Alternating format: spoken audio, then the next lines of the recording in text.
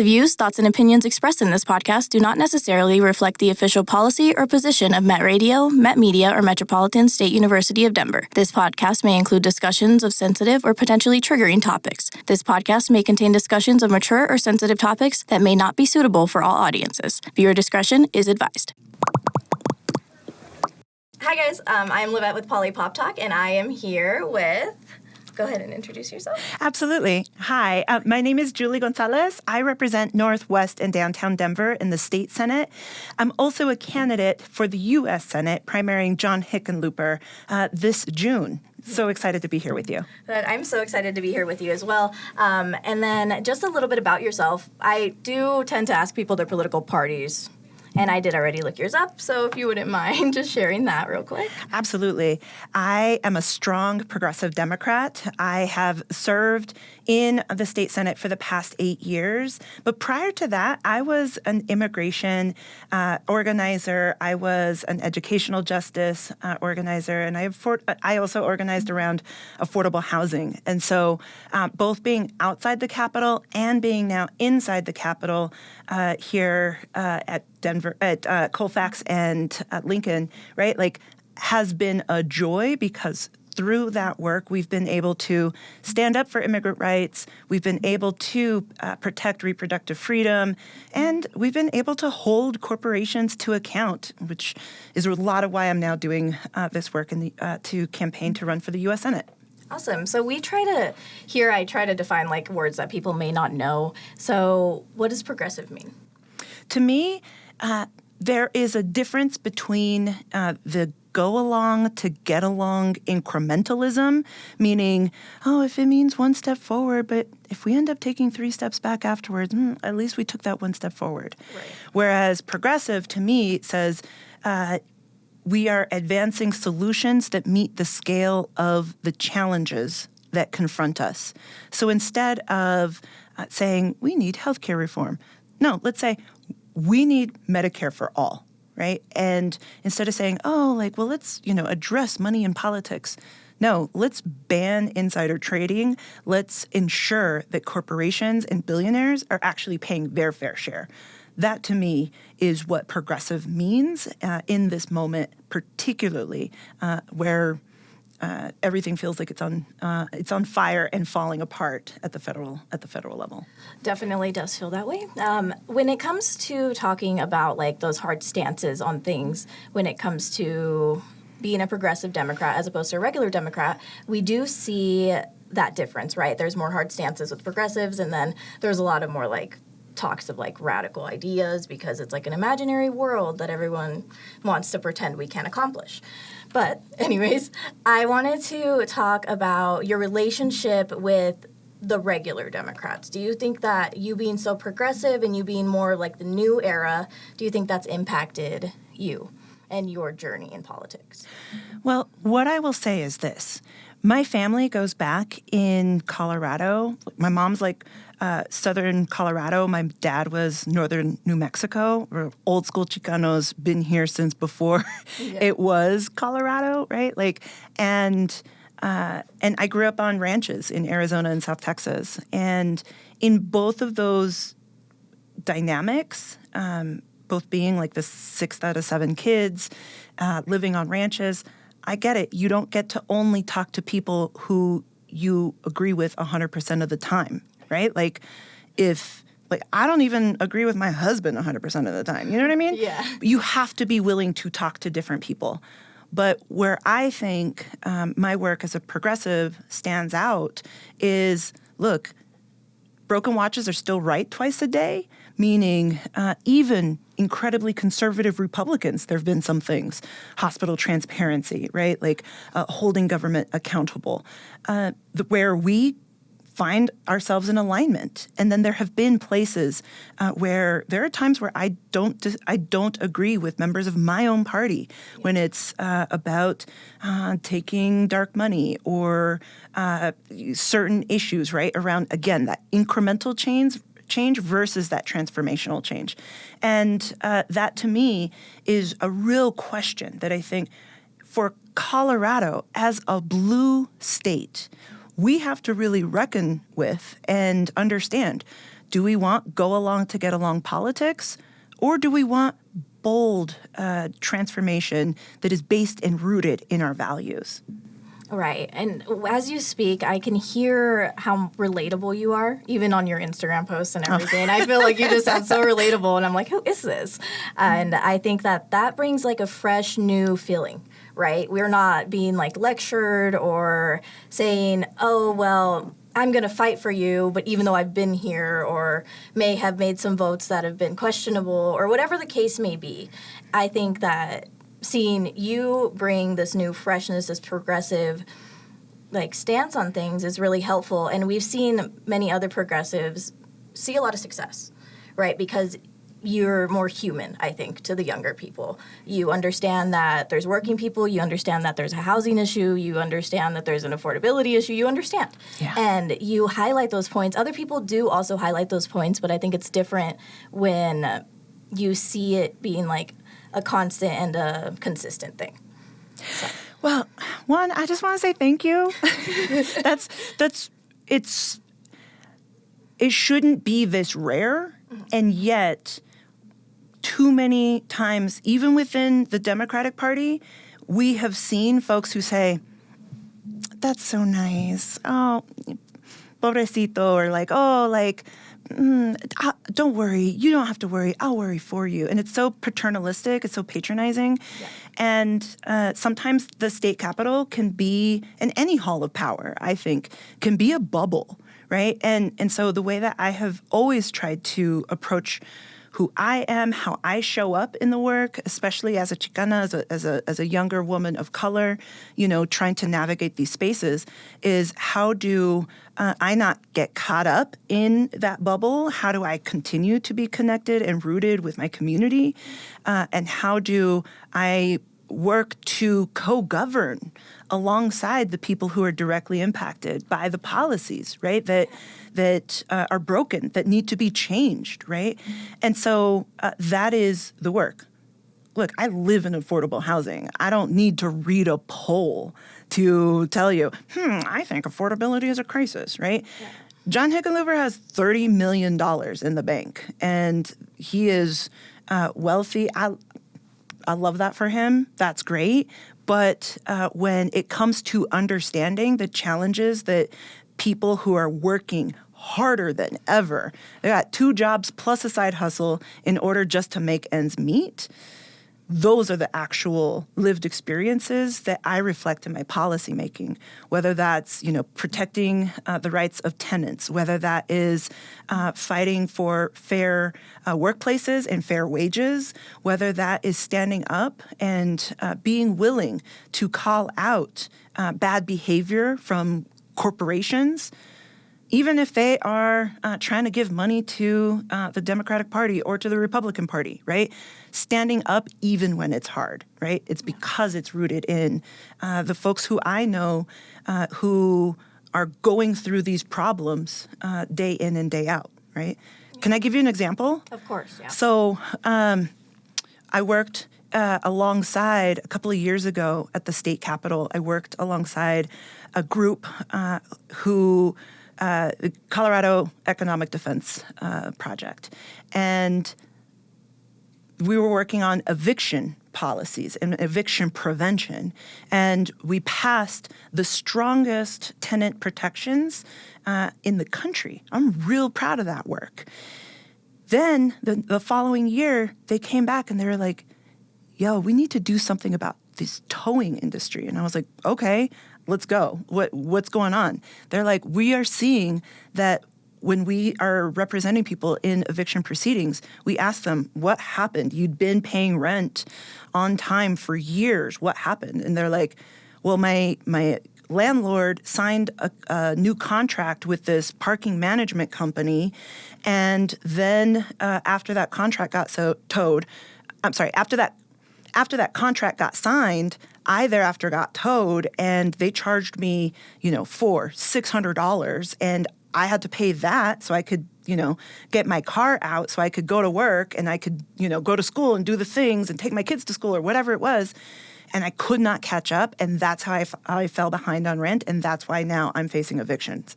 And so we went and tackled then a towing bill of rights.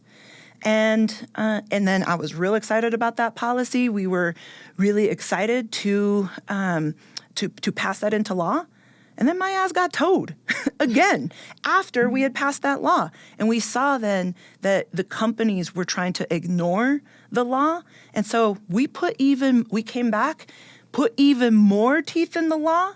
And now it is illegal for what is called vertical integration, right? For a parking management company to have a sweetheart deal with the towing company, who then has another sweetheart deal with the auction company. That if you don't get your car out of the tow yard quick enough, they then sell your vehicle, right? They had three different ways to make profit off of where you park, right? And so that's the kind of work. That's how I show up, right? That's what it means to listen to community and to live it and to then hold those corporations to account.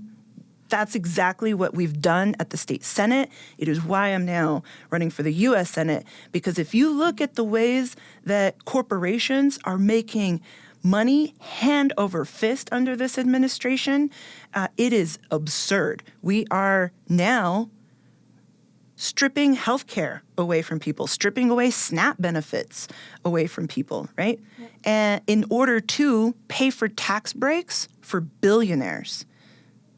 Not okay. No. Nothing we should stand for in this moment in the richest country in the history of the world. I think that a lot of people, so you say you're rooted in community. It sounds like your community is pretty vocal and understands the things. A lot of communities don't understand, right? And they feel kind of helpless and they don't know how to start or where to start. But I feel like sounds like you've shown up for them. But what do you say to the people who don't know how to be vocal or what to do to get to that point? Like to make action happen, like to get to their state senator and to make action happen or consideration of things. Absolutely. Well, one, I will just say, thank you for listening to this podcast, right? Thank you for listening and getting involved and getting informed, right? That in and of itself is a way to get engaged, right? So thank you for doing that. And thank you genuinely for creating this space. Two, I will say it is intentional.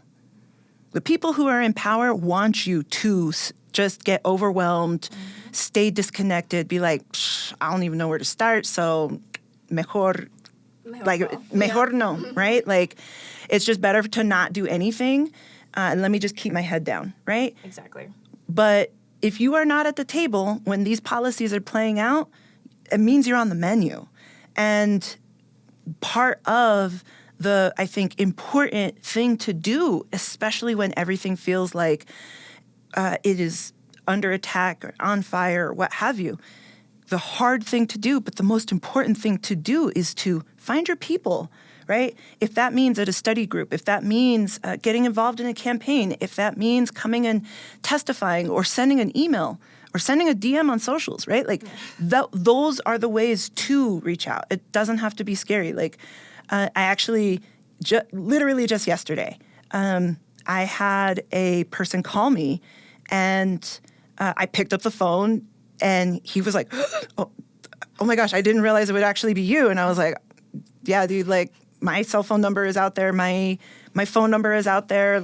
Hit me up on DMs. I will respond. It is actually me. Yeah. And he was trying to navigate some challenges with renewing his DACA, right? And so deferred action for childhood arrivals, right? And so helping him get to the right people, that to me is how we show up for one another.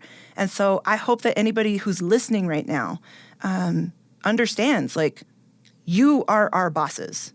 You ought to judge candidates. You ought to judge electeds by how they respond and whether they're willing to pick up the phone and get you. Look, I didn't have the right answer. I wasn't the decision maker for that person in that moment, right? But getting him to the people who could get him the answers and the information that he needed, that's my job. And I think if you are a person who is thinking about how do I get involved? pick up the phone, send us a text, send us a DM. Like, Yep. that is on us to be responsive. Yeah, and it almost seems like a lot of times it seems as if state senators or representatives, especially U.S. representatives, right, just seem so disconnected. Like, they don't seem accessible. And you can say, call your senator. You're really going to get somebody in your, like, not you in particular, but my U.S. senator right now. You get somebody from the office, right? Mm-hmm. And then you get told, okay, well, they'll call you back or we'll pass the message along. And it's like, okay, great, thank you. Mm-hmm. But then what happens, Well, I will say that don't get me wrong, if I'm in committee or if I'm like here with you, right, if it goes to voicemail, please leave a message. Right. But also, like, I do have an amazing team at the state capitol who responds and answers to the phone. Like, I'm proud of the people I work alongside, right? And also, what I think our establishment politics have taught us is to expect the least. Yes. Right? Like, thank you so much. We'll take that down. Bye. Mm-hmm. Right? Whereas if you were to flip that and say, no, thank you so much. This is going to help inform how, Senadora Julie votes on this policy or how she would show up in the U.S. Senate, right? Like, that is what our work should be focused on. Yep. And it's how we approach the work. And so, I would just say that, like, it can feel frustrating, especially when candidates only show up around election time, or when candidates never actually say, hey, I was talking to so-and-so yesterday, or here's what I have heard in, my time at the state capitol. Yeah.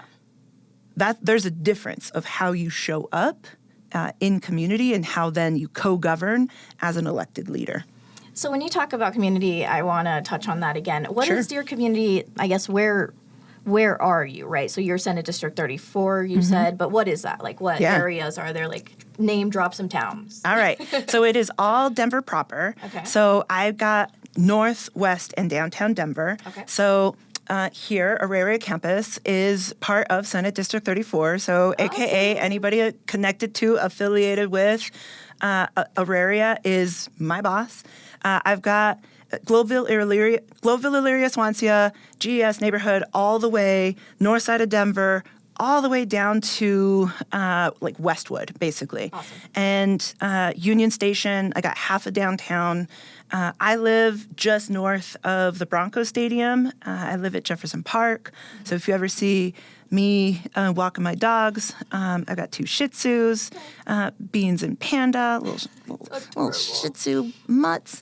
And so, but my husband is third generation Denver, and so you'll see both of us always kicking it around somewhere the north side, the west side of Denver. And now, as I'm also running for the U.S. Senate, I have been traveling the state and connecting with people all across Colorado. So when you talk about your campaign and you've been touring, you said you have amazing people at the Capitol that help you out, and you also mentioned dark money. So with all that, what does your campaign look like right now? What kind of people is it made out of? How's it going? Absolutely. Yeah. I will just say that after seeing Zohran Mamdani win mayor in New York City, but also to see community-centered candidates overcome MAGA extremists right here in Colorado, right? Looking and watching Aurora, Colorado flip its city council majority, sweep all of those races, even though those community-centered candidates were outspent like a gajillion to 1, right? Yeah.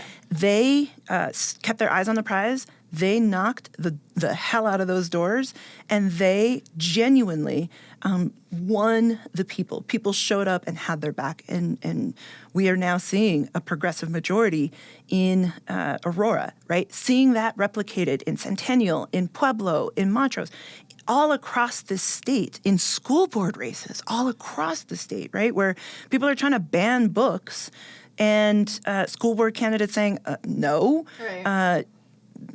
that is antithetical to learning, right? Like, and so being able to fight those fights, right? Really proud of that work. And that was really what made me realize, like, no, Colorado is ready for change. And so we filed our campaign last month. I'm so proud of the energy and the enthusiasm that we are building, going across communities and across the state, talking to people. And look, here's what we're running on. One, go along to get along politics are robbing us blind, and I am sick and tired of the acquiescence and allowing corporations and billionaires to control too many of the decisions that impact our lives, right? Yes. They control the rent. They control how much health care is going to be. They control what doctor you can or cannot see, right? And it is absurd.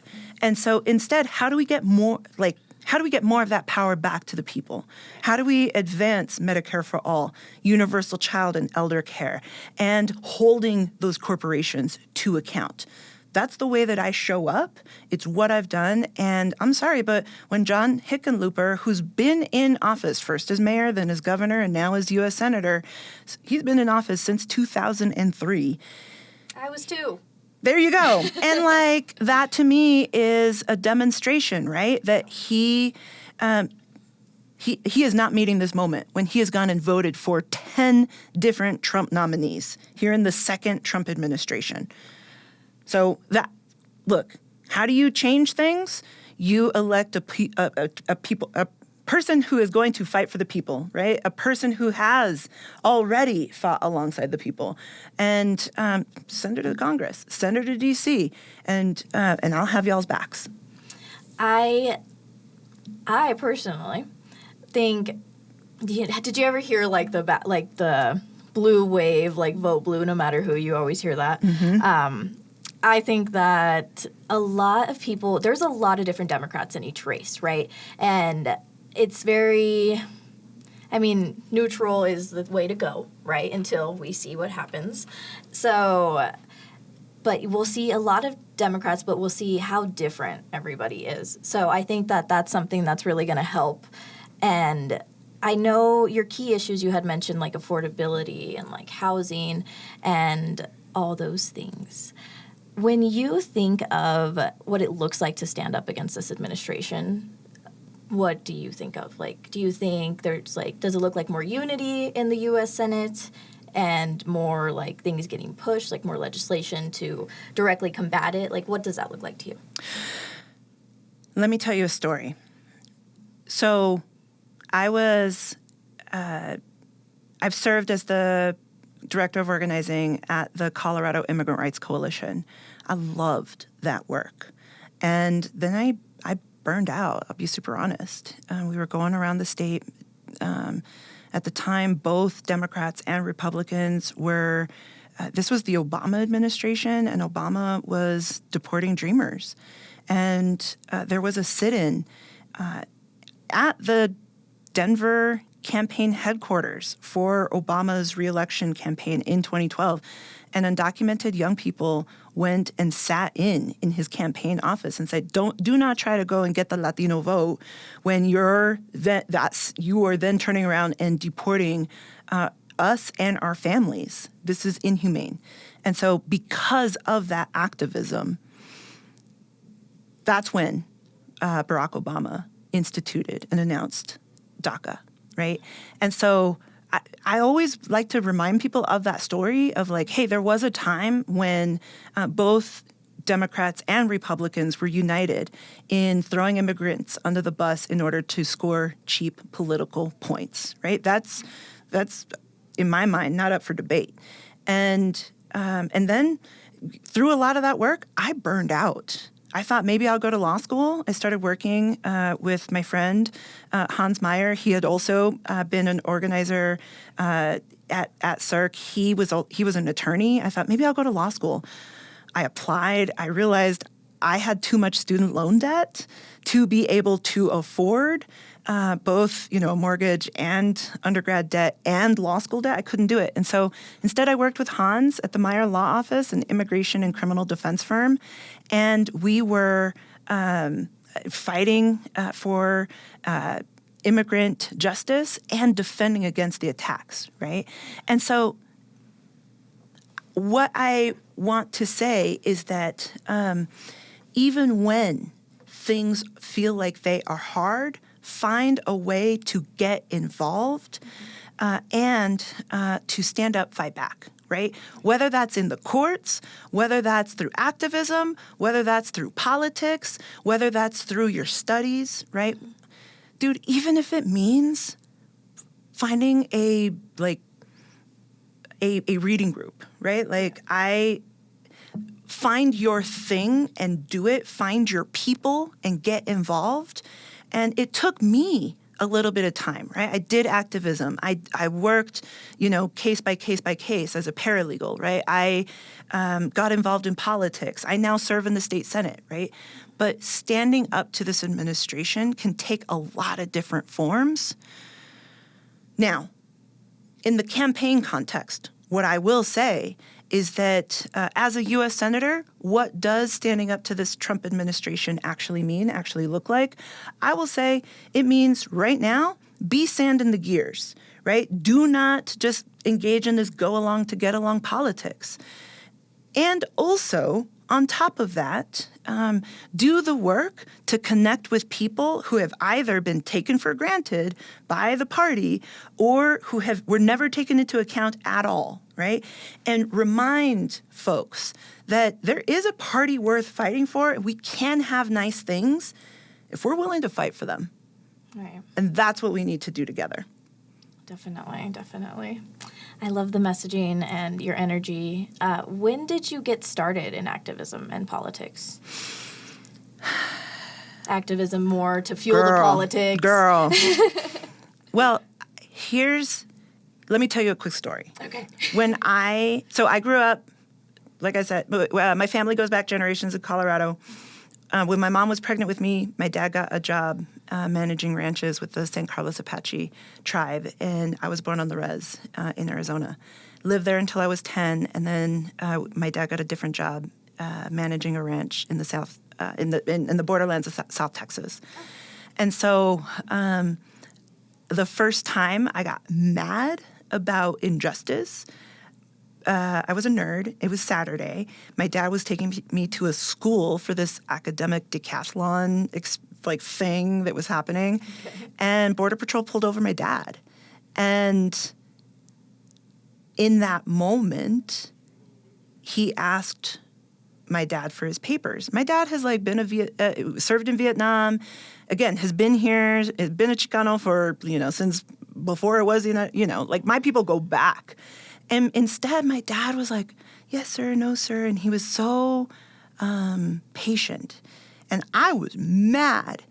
And I bit my tongue. And I wanted to say something, and I didn't. And I hated the way that felt. And I never want to feel that.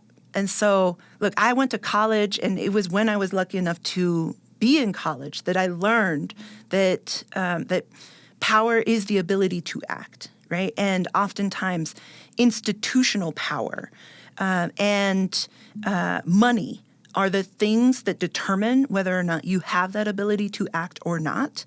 But what I learned when I was in college was that if you organize enough people, doesn't matter how much money or how much institutional power you have, if you organize enough people, that's how you can make change happen. And so I learned that in college, and I've been organizing outside of the Capitol, now inside of the Capitol, hopefully next at the U.S. Senate my entire life. That's amazing. I remember, since you brought up the first signs of injustice, mm-hmm. I've been lucky enough not to have it be such a big thing, getting a law enforcement encounter or anything like that. But I remember when I was young. And I don't remember a lot. I literally forgot yesterday. But I remember this one, and I was in first grade. And I had this best friend, right? And it was white, blonde, blue eyes. Whatever. Fine. friends, we're friends. And I had this other one too, brunette, brown eyes, same thing. And we were all friends. Second grade comes along, first day of school. I'm like so excited to see them. I didn't see them all summer. I'm like 7, I think. I go up to her and she goes, my mom told me that you're too dark for me to play with. And I said, what do you mean? Like, what do you mean? Oh, my gosh. And I don't even know what I did. And then I remember it was literally around this time, around Martin Luther King Jr. Day, and we were learning about it in music class, out of all classes. And I start crying, and I'm, like, bawling my eyes out. And then my teacher's like, her name was Miss North. I love her. I don't know where she's at. But I remember her. And we had, like, this staircase at my elementary school, and I went there, and I sat there, and I cried. And I remember her coming up to me and being like, what happened? And I was like, you know how everyone was being mean to him about his skin color and how I didn't understand the other day, like, how that was possible. And I was like, now I know how it's possible because this is what happened. And I told her, and she just, like, it's like she wanted to cry with me. And we sat there, and she just let me, like, cry my little eyes out. And that was the first time that I realized I was like, oh, this, whatever I can't control can be the determining factor of somebody's opinion. And I'm like, oh, goodness. And I'm like 7, And I was 7, and I used to, like, put lotion on my arms so I could be white, It was just so, like, I didn't realize how traumatizing that was until I'm like, how do these things happen? How do people think like this? And when I started asking those questions, like the why, is when I'm like, oh, politics is the answer somehow. And, like, we're the answer, like the people. And it was, like, so crazy. And that was, like, 2008, right? One, just thank you for naming that. And shout out to your teacher. Oh, my goodness. Yes, I wish I knew where she was. My goodness, yeah. She's like, amazing. For having that space to let you cry and just feel that in that moment. But 7-year-old you knew that wasn't okay. Right. And yeah, it takes us a moment to, like, catch up, to learn the vocabulary, to feel like we can, understand and even talk about it, right? Exactly. But right is right and wrong is wrong, and